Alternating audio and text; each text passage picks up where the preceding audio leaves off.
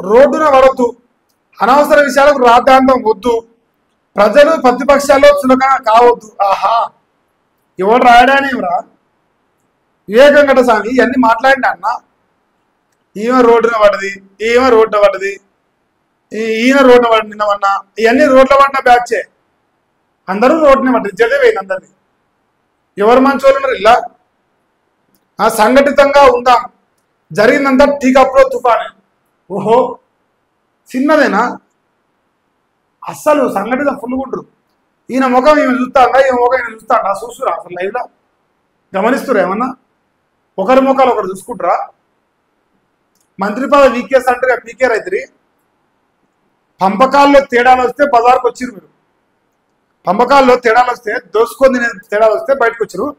ఇప్పుడు ఏమంటారు అంటే తన్నుకోకురి, అందరం కలిసే దోసుకుందాం. తన్నుకుంటే దోసుకోలేం, మనం తన్నుకుని బంద్ చేద్దాం. పొంగులేటి శ్రీనివాసరెడ్డి కానీ, సురేఖ కానీ, ఆయన పేరు నిన్నమన్న అడ్లూరి లక్ష్మణ్, ఆయన పంచాయతీ పొన్న ప్రభాకరు, ఇటు పోతే జీవన్ రెడ్డి, రాజగోపాల్ రెడ్డి, అనంత్ రెడ్డి, ఇన్ని పంచాయతీలు ఉన్నాయి. అందరం కలిసి ఉందాము, ఎవ్వరం కొట్టుకోవద్దు, జనాల్ని కూడా అందరం కలిసి మనం బాగా సంపాదించుకోవచ్చు. మనం సైలెంట్గా ఉండాలి. కలిసి ఉంటే కలదు సుఖం, కలిసి ఉండి దోసుకుందాం అనుకుంటారట. అది ముచ్చట. ఇంకా జూబ్లీ ఉప ఎన్నికల్లో గెలిచి స్థానిక ఎన్నికలకు వెళ్దాం. మంత్రివర్గ సమావేశంలో మంత్రులకు సీఎం రేవంత్ రెడ్డి హితవు. స్థానికంపై ఏం చేద్దాం అభిప్రాయాలు అడిగిన సీఎం.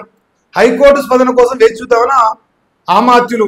మీడియా సమావేశంలో కలిసి కూర్చున్న కొండా సురేఖ, పొంగులేటి. మా అమ్మాయి వ్యాఖ్యలకు క్షమాపణ చెప్తున్నా. ముఖ్యమంత్రి రేవంత్ పై ఆవేశంతో మాట్లాడింది. మాదంతా ఒకే కుటుంబం, సర్దుకుపోయాం. సురేఖ అబ్బా, శబ్బాష్ అక్క. అక్కకు బాగానే ట్రైనింగ్ ఇచ్చారు. ఏం మాట్లాడాలి, ఇంత మించి మాట్లాడద్దు, పై పొంగులేటి పక్కనే కూర్చోవాలి. ఇంతకుముందుకు ఎందుకు కూర్చోబెట్టలేదే, ఇప్పుడు ఎందుకు కూర్చోబెట్టరు అంటే ఇప్పుడు ఇష్యూ ఉంది కాబట్టి, పంపకాల్లో తేడాలు వచ్చిన విషయం బయటపడదు కాబట్టి బంద్ చేసుకోరు జర ఇప్పటికైనా బంద్ చేసుకోవాలి. ఇంకా లిక్కర్ దందా, కల్వకుంట్ల పేటెంట్ మనది, మందిని ముంచే దందా మనది, భూములు మింగే దందా, మందిని ముంచే దందా, అప్పులు తెచ్చి కుప్ప చేసే దందా, రాష్ట్రాన్ని నాశనం చేసి రైజింగ్ తెలంగాణ అని చెప్పి దందా. కేటీఆర్ అన్నం తింటున్నాడా, గడ్డి తింటున్నాడా? మీ చెల్లెలు ఢిల్లీకి వెళ్ళి లిక్కర్ స్కామ్లో ఇరుక్కోలేదా? మీరు బీజేపీ కాళ్ళపై పడలేదా? నేను రేఖ రాస్తేనే రిజ్వీ బీఆర్ఎస్ తీసుకున్నాడా? ఆయనకు ఏఐజీలో 10 లక్షల వేతనం ఆఫర్ వచ్చింది. నిజాయితీ అధికారి అయితే నా లేఖలపై స్పందించలేదు ఎందుకు? మంత్రి జూపల్లి కృష్ణారావు ఫైరు. క్యాబినెట్ భేటీకి రిజ్వీ వచ్చిందా? క్యాబినెట్ భేటీకి రిజ్వీ వచ్చిందా? నిజాయితీ గురించి మాట్లాడదామా? జూపల్లి కృష్ణారావు లేబుల్లో పంచాయతీ 100 కోట్ల, జస్ట్ లేబుల్ ఇట్లా స్టిక్కర్ పంచాయతీ 100 కోట్లు. నువ్వు నీ సొక్కమైన సంసారం నమ్మని మాట్లాడుతున్నావు. లిక్కర్ దందా గురించి మాట్లాడుతున్నావు, ఓకే, వాళ్ళని ఓడగొట్టరు, నీ సొక్కమైన సంసారతనం చూపిస్తావు. 100 కోట్ల లేబుల్ దందా కోసమే లేబుల్ ఫైట్. బ్రదర్స్ కోసం ముఖ్య నేత. ఏ బ్రదర్స్? ఎనుమూల బ్రదర్స్. కొడుకు కోసం మంత్రి జూపల్లి కృష్ణయ్య. హలోగ్రామ్ టెండర్లపై కన్నేసిన బిగ్ బ్రదర్స్. పాత కంపెనీకే కాంట్రాక్ట్ ఇచ్చేలా ఒప్పందాలు. కొడుకు స్నేహితుడి కంపెనీ కోసం మంత్రి ప్రయత్నం. ముఖ్య నేత మంత్రి మధ్య మొదలైన పంచాయతీ. రేవంత్ రెడ్డి జూపల్లి కృష్ణారావు మధ్యలో పంచాయతీ. అసలు సీసలైన ముచ్చట. నేతల మధ్య వివాదానికి 2 ఐఏఎస్లు బలయ్యారు. కమిషనర్ శ్రీధర్ పై బదిలీ వేటుకు అదే కారణం. రిజ్వీ పైన కక్ష పెంచుకొని ఒత్తిడి చేసిన మంత్రి. ఇది ముచ్చట. ఈ సంసారం ఏం చెప్తుండు? నీ చెల్లెలు లిక్కర్ దందా చేయలేదా?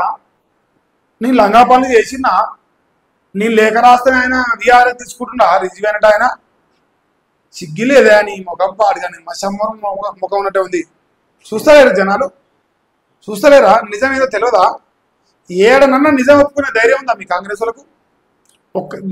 గీ లంగా పని చేసినాం అని ధైర్యం ఉన్నాడు ఒక్కడు కనిపిస్తాడు మీ కాంగ్రెస్లో? ఒక్కరికి లేదా ధైర్యం? అంత పిరికి సన్నాసులా?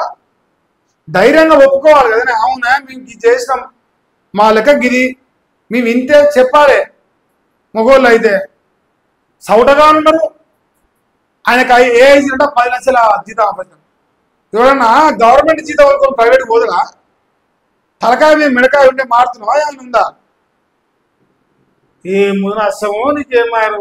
ఇగో ఇదేమో జూపాలి కృష్ణయ్య పంచాయతీ, ఇదేం పొంగులేటి సీనయ్య పంచాయతీ. ఇక రేపో మాపో అడ్లూరు లక్ష్మణ్ ప్లస్ జీవన్ రెడ్డి పంచాయతీ వస్తుంది. అది కూడా ఉంది మరి. అడ్లూరు లక్ష్మణ్ ప్లస్ జీవన్ రెడ్డి ప్లస్ ఆయన శ్రీధర్ బాబు, అంతమంది పంచాయతీ. రోజు రోజు పంచాయతీ పంచాయతీ పంచాయతీ. ఇదే కాంగ్రెస్ సర్కార్ అయిపోయింది ప్రజల్లో.